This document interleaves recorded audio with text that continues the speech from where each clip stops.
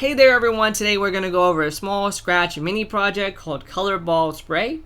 In this project, what I simply do is I press spacebar and I shoot out these little balls that change color and then they disappear. Real simple, let me show you how it's done. So let me start over by having a blank project. I'm going to choose a brand new sprite, a ball, a simple ball.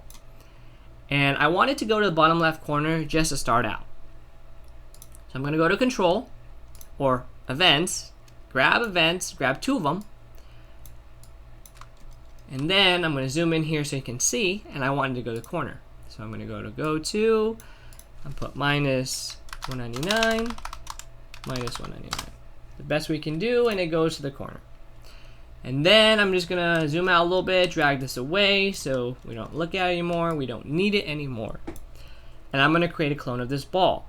To do that, I go to Control, go to the bottom, create a clone of myself, and then I want it to appear wherever my mouse is.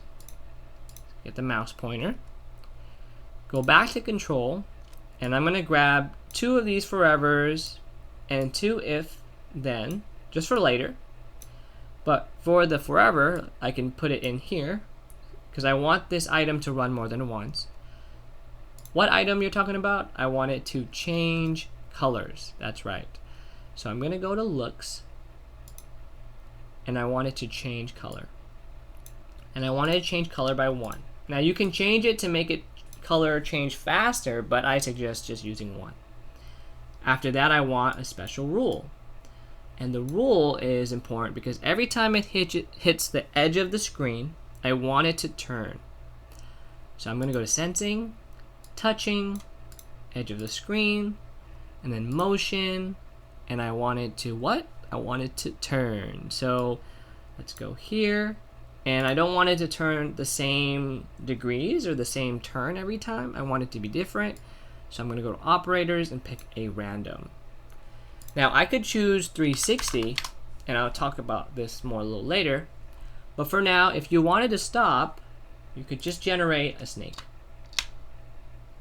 Color changing snake. Just saying.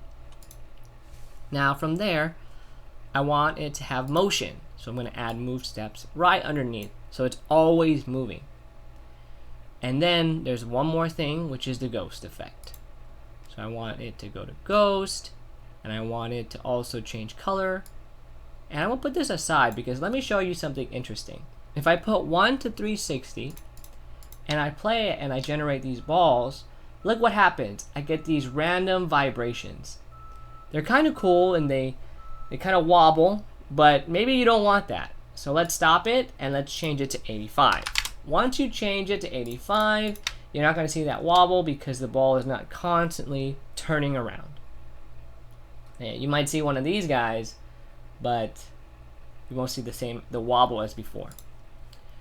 So now I'm going to add my color change effect or ghost, and I'm going to change it to 0.7. Now you can change it to a different ghost, but I think this one's effective for the point. And you could stop here if you want. And look, it does exactly what you want it to, which is change color and then disappear. Now I do want the balls to disappear because they are in the background, but they're not really gone. So I'm going to go back to my events, or actually my control. And whenever I start the clone, I'm going to add it at the top. Add that forever loop, add that if rule, and I wanted to change based on time. I'm going to grab one of these guys just for sake of time.